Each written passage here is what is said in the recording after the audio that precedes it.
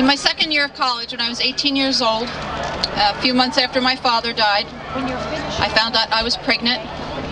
My boyfriend resigned on hearing that news, and lacking any other idea, I went to a Planned Parenthood. I came out with an appointment for an abortion.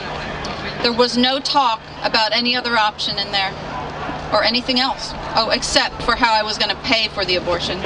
I had no income, so I was instructed to sign a few forms, and poof, it was all taken care of, but I really didn't understand. Now I know. At that time, a few months before that, in my state, Medicaid began funding abortion.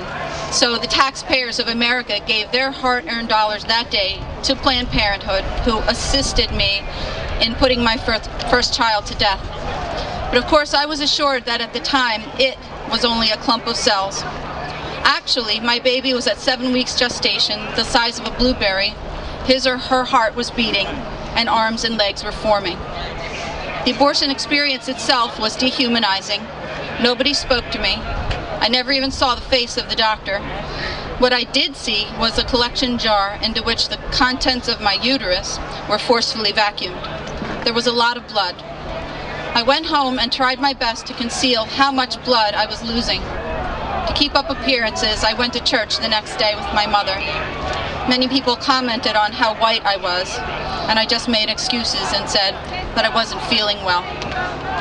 And I thought I felt relieved. During the years I was having my children, I had an awakening. When I was experiencing the thumping of their feet as they ran around the house, I realized that there was one missing.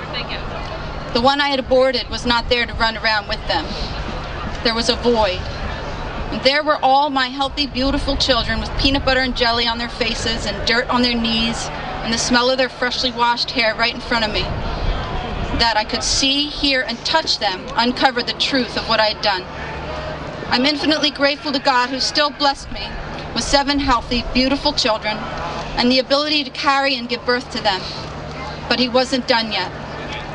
I had a drive that sent me looking for something, and it affected my relationships. I had 2 failed marriages, one of them abusive, suffered from depression, and even a time when I felt suicidal. Yet still I didn't link all this to the abortion. It was Christ and His church that ultimately came to me and brought me out of the rut I was running in. I converted to Catholicism, met and married my husband, and I grew and I read and learned more about the culture of death.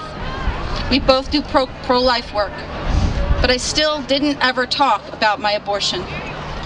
It was in watching this very event on TV and this group of brave women holding their signs saying, right out to the world, I regret my abortion, that made me realize I needed to join you and add my voice to yours, and lend credence to what so many are still feeling, and hope to all those who had the opportunity to avoid this life-destroying decision.